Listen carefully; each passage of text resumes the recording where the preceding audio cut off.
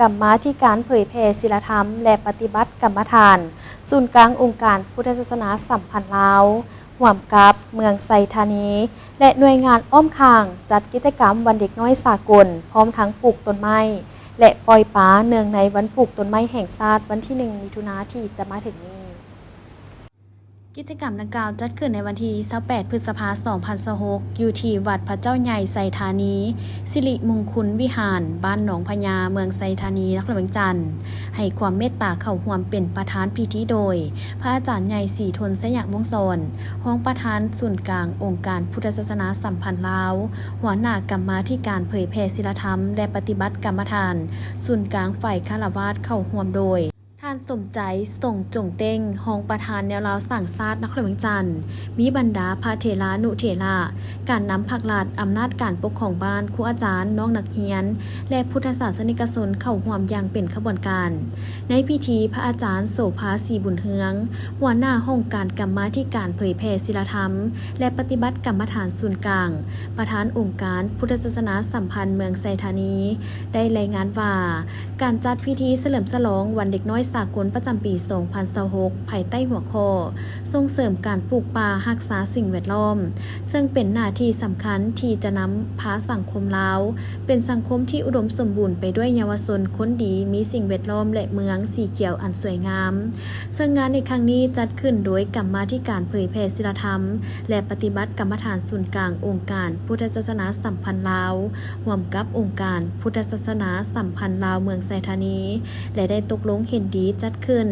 ที่วัดพระเจ้าใหญ่ไซธานีสิริมงคลวิหารบ้านหนองพญานครหลวงจันทร์โดยมีวัตถุประสงค์คือเพื่อส่งเสริมให้เยาวชนและสาวหนุ่มลาว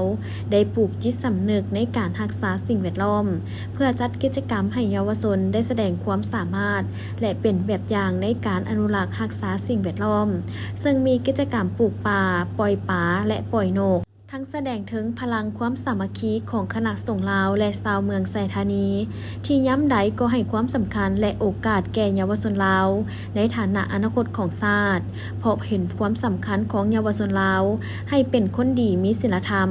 เข้าใกล้คำสอนพุทธศาสนาและวัดวะอาหามจึงได้จัดงานขึ้นเพื่อเป็นแบบอย่างในการอนุรักษ์รักษาสิ่งแวดล้อมให้แก่สังคมลาวในครั้งนี้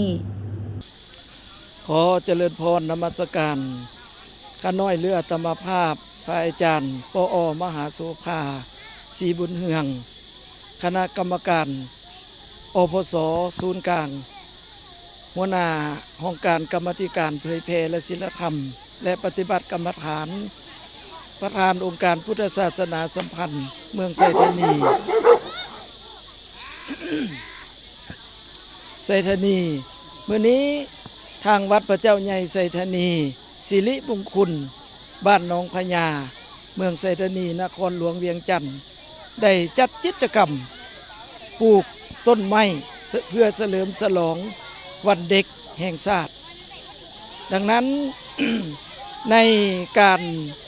สร้างกิจกรรมครั้งนี้ได้มีบรรดาบ้านที่อ้อมข้างก็คือภาคส่วนที่เกี่ยวข้องโดยเฉพาะบ้านหนองพญาได้มีอำนาจการปกครองบ้านหนองพญา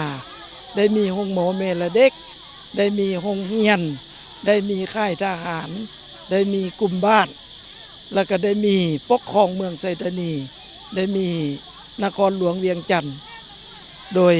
ทุกภาคส่วนได้เข้าร่วมในการเฉลิมฉลองวันเด็กแห่งชาติมี3จุดประสงค์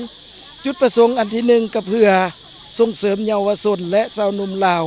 ปลูกจิตสำนึกรักษาสิ่งแวดล้อมจุดประสงค์อันที่2ก็เพื่อจัดกิจกรรมเยาวชนแสดงความรู้ความสามารถและ เป็นแบบอย่างให้แก่การอนุรักษ์สิ่งแวดล้อมซึ่งมีกิจกรรมปลูกป่าปล่อยป่าและกับปล่อยนกเพื่อแสดงพลังความสามัคคีของคณะสงฆ์ทั่วเมืองไซธานีและชาวบ้านหนองพญาเมืองไซธานีทั่วนครหลวงอันนี้ถือว่าเป็นโครงการหรือว่าเป็นโครงการแบบอย่างที่ว่าพวกเราได้ส่งเสริมเยาวชนคนรุ่นใหม่ให้รู้จัก อนุรักษ์สิ่งแวดล้อมให้ฮู้จักการมีเมตตาก็คือการปล่อยนกการปลูกต้นไม้ก็เพื่อเป็นที่พึ่งเป็นโฮมโปงโฮมใสการปล่อยป่าก็เพื่อเป็นการเคารพความเมตตาของมนุษย์ซึ่งกันและกันให้อยู่สุมกินเย็นดังนั้นแล้วอันนี้เป็นคำสอนขององค์สัมมาสัมพุทธเจ้าที่คนลาวพวกเขาจะต้องเอาใจใส่ได้เฮ็ดกิจกรรมดังกล่าวนี้แล้วก็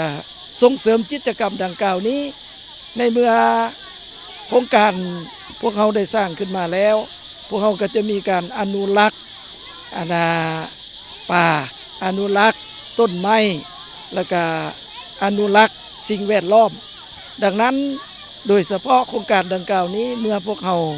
ได้มีการปลูกแล้วพวกเขาก็จะมีการอนุรักษ์รักษาเป็นอย่างดีเพื่อให้เกิดผลออกหมากออกดอกได้เป็นอย่างดี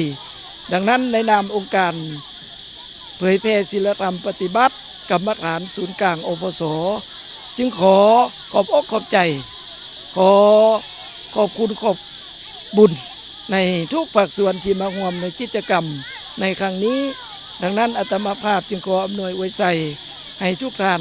มีแต่ความสุขความเจริญหายทุกข์หายโศกหายโรคหายภัยหายพยาธิโรคาต่อไปก็ขอให้สุขกายสุขใจด้วยเถิด ภายในงานนอกจากจะได้พร้อมเพรียงการปลูกต้นไม้และปล่อยปลาลงสู่หนองน้ำแล้วยังมีกิจกรรมให้น้องนักเรียนได้แสดงความสามารถระบายสีใส่รูปภาพธรรมชาติต่างๆและรับชมการแสดงศิลปะของน้องๆน้อยนักเรียนสร้างความเบิกบานมวลซื่นในโอกาสนี้ทั้งองค์การพุทธศาสนาสัมพันธ์ลาวเมืองและคณะออกตนญาติโยมก็ได้มอบอุปกรณ์การศึกษาให้แก่ห้องการศึกษาเมืองและแจกจ่ายของขวัญวันเด็กให้แก่น้องนักเรียนตื่มอีก